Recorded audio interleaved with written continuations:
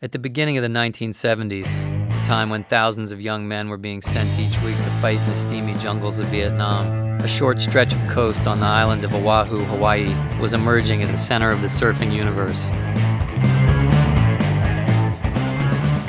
Surfing reflected sort of a counterculture idea. The image that came out of the Summer of Love era was that surfers were really druggies.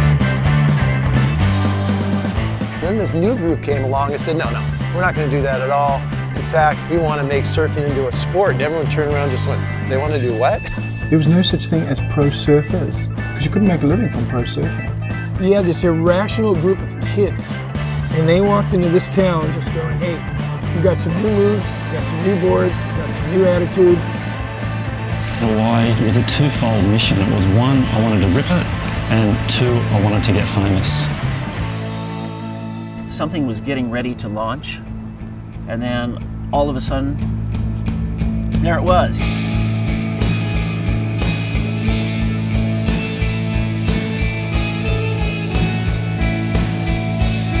We said we were good.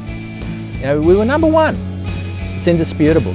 This whole thing of trying to break in and establish a sport, it took a very, very strong attitude.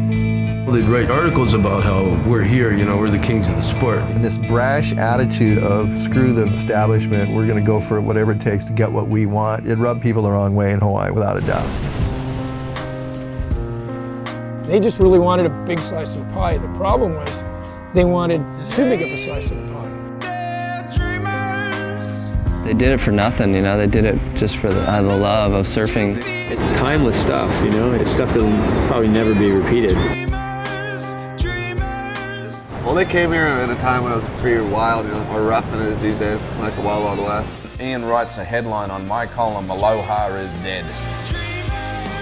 There was a pride at stake here. I went to Wahiwa and bought a shotgun, man. I bought a 12 gauge and slept with it by my bed.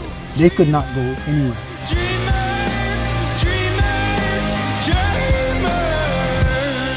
And I was in exile and with no future and with no way in and with an entire island that hated me.